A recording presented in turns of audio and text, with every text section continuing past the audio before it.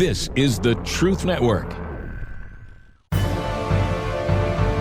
Hidden treasures of the 119th Psalm.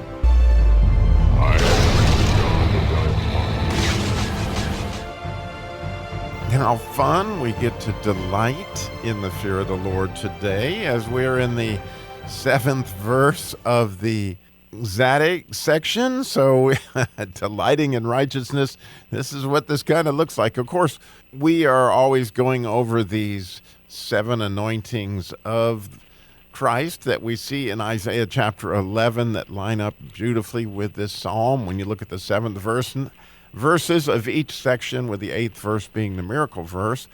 And so clearly this is a delight in the fear of the Lord, and when it comes to righteousness, I think you'll see what this is about. It's just beautiful. I'll read it in English. Verse 143, trouble and anguish have taken hold of me, actually taken hold on me, yet thy commandments are my delights. And so we can see that word delight, and it's really just beautiful. As you know, in each of these sections, the letter is that if we're doing it, the section starts every verse, and this letter would be the Tzadik, which means righteousness or the righteous one. And so interestingly, the word trouble starts with Tzadik. And I don't know if you ever noticed it, but the righteous one, he did make a lot of trouble. But the idea of trouble and anguish has to do with being in a tight place, a narrow place. And when you think of the, the straight and the narrow, meaning straight being very narrow way that you're going to get there.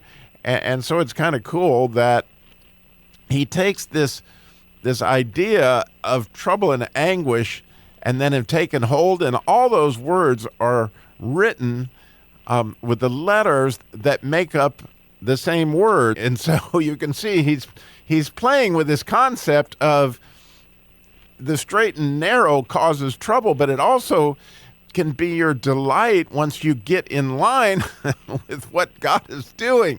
And so it's really kind of neat the way he did this, and that you can delight right there. And again, the application of this is absolutely marvelous, as I'm sure you've experienced it in your life when you think through it, that when you're in the weeds, when you're trying to figure out what in the world to do, it's always good to go help somebody else. I'm sure you've seen that people that are in the midst of grief, go volunteer in hospitals, and there's all sorts of ways that works. And I told you once about Craig McConnell with Wild at Heart, who was in the midst of this horrible, horrible pain and fever and all when he was in his chemotherapy, and he felt the Lord tell him he needed to pray for other people during that. And as he started to do that, he said he had the most amazing prayer time ever as he delighted in, these mitzvah, these idea of God's commandments are just, to an extent, as the Jews teach, many times they are good deeds, helping someone else out. How does that exactly look? Loving your neighbor as yourself. And as we do that, as we love God and love others, it's amazing how it gets us out of a tight spot. And we can delight in thy commandments. Well, I just had this happen yesterday. And as I was studying it this morning, I thought, I just had that happen yesterday. So yesterday afternoon, I was running out of time. I had to get to the pharmacy to pick up some stuff for my wife, and I just felt like I was in a pinch. I was dealing with a dentist that was having trouble with our insurance. I was running out of, you can imagine that's time consuming. And then I had a podcast episode of another ministry that I had to get mixed, and it needed to get published, and I needed all this stuff to happen before 5 o'clock. And I was like, oh my goodness.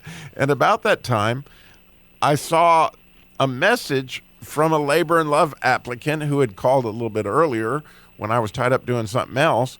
And in that message was this single mom, actually single lady. She was over 50, having a big, huge struggle up in the state of Washington. And I could tell from her message, she was really hurting.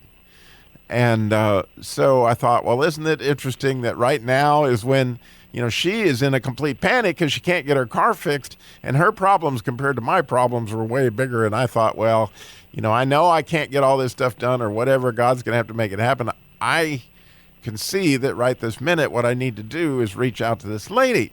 in spite of what I needed to get done, or what I thought I needed to get done, God had something else in mind.